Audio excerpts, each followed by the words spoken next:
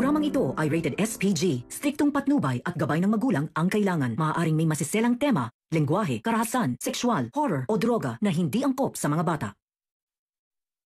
Eira, sinisi si Lilet sa nangyari kay Attorney Meredith. Alamin natin. Welcome back sa aking channel, mga kaganapan sa Lilet Matias. Sa pagiging basagulera ni Trixie ay dinala siya sa presinto dahil nga sa ginawa niya na pamumukpok ng bote sa ulo ni Ino. Gusto nga sanang sampahan ng kaso nitong si Ino si Trixie.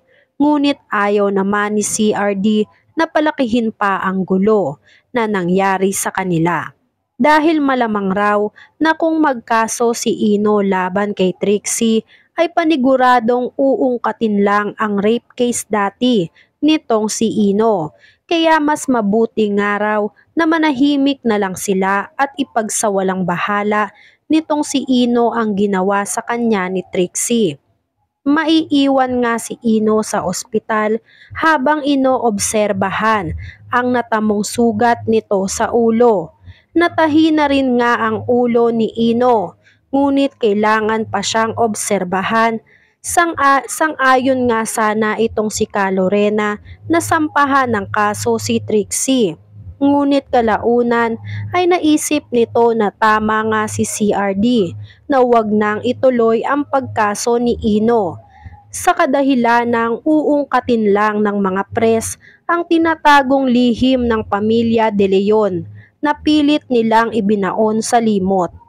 At dahil sa nangyari kay Trixie ay hindi naman napigilan ng ating bida na si Lilet Matias na hindi mag-alala sa kalagayan ng kapatid niyang si Trixie.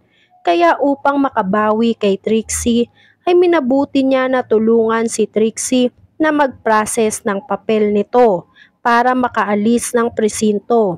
Sa kasamaang palad ay hindi nagustuhan ni Trixie ang pagpunta ni Lilet sa presinto. Kaya nagkaroon sila ng pagtatalong magkapatid.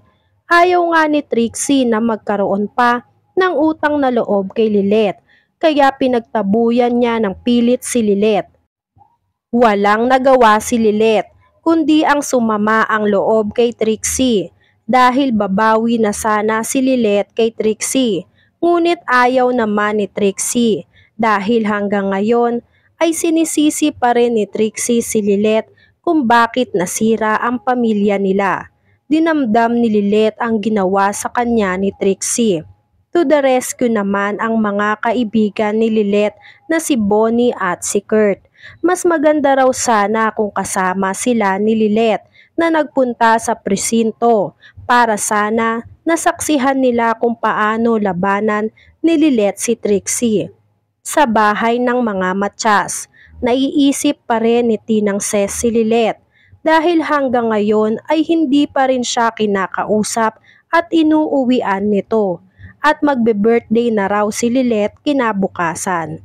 Sinubukan ni Tinang Ses na i-text si Lilet, baka sakali na pumayag si Lilet na umuwi ng bahay nila para doon mag-celebrate ng birthday ni Lilet.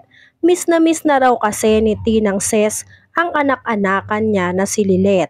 Sa kabilang banda, nabasa na ni Lilet ang text ni Tinang Ses na mag-aaya sa kanya bukas sa birthday nito at ang paghahandaan daw siya ni Tinang Ses para sabay-sabay nilang i-celebrate ang birthday ni Lilet.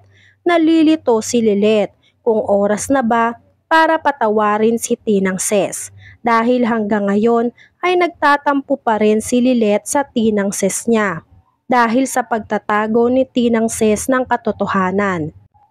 Dahil sa udyok ni Kurt at Bonnie, napatawarin na ni Lilet si Tinang Ses sa nagawa nito at nalinawan na rin si Lilet kung bakit nagawa ni Tinang Ses ang mga bagay na yon ay nagdesisyon si Lilet na uuwi siya sa bahay nila para mag-celebrate ng birthday niya.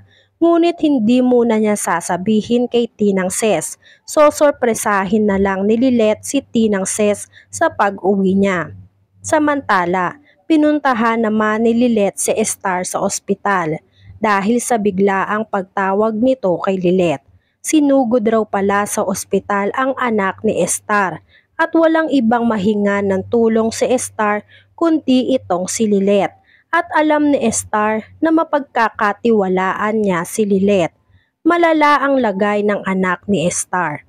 At dito ay kinakailangan nila ng malaking halaga ng pera.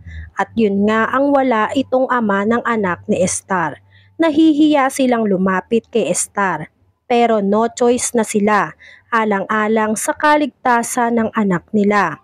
Kaya nagkasundo sila sa harap mismo ni Lilet.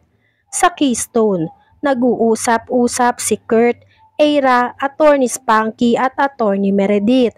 At sa gitna ng pag-uusap nila, ay bigla na lang sumakit ng matindi ang ulo ni Attorney Meredith.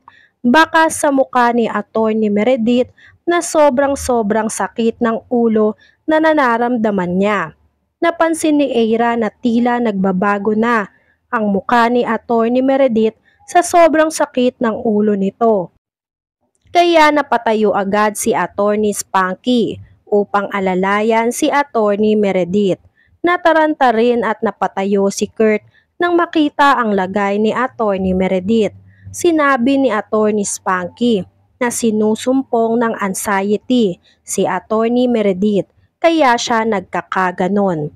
Halos araw-araw nang sinusumpong si Attorney Meredith sa kakaisip kay Lilet at sa pag-uugali ng anak niya na si Eira.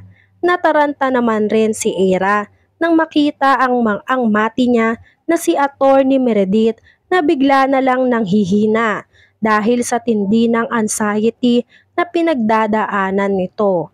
Ngunit wala talagang konsensya itong si Eira dahil hindi pa rin titigil si Eira sa kasamaan niya.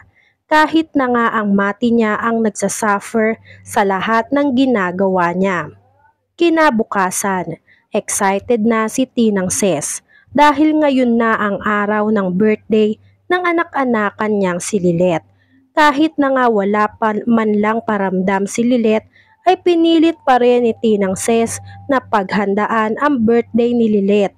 Nagbabaka sakali na baka biglang magpunta ang anak-anakan niyang si Lilet. Kaya abala lahat ang pamilya Matias at excited na sa pagpunta ni Lilet sa kanila. Ilang araw na rin simula ng revelasyon na hindi umuuwi si Lilet sa inuupahan nilang bahay. Kaya labis-labis na talaga ang pangungulila nila kay Lilet. At dahil may tinatapos pa si Lilet, ay hindi agad nakapunta si Lilet sa bahay nila.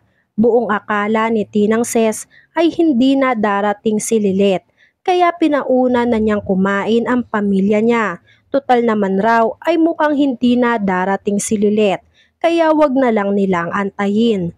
Uuwi kaya si Lilet? Uuwian kaya ni Lilet ang pamilya Matias? Handa na ba si Lilet na patawarin si Tinang Ses?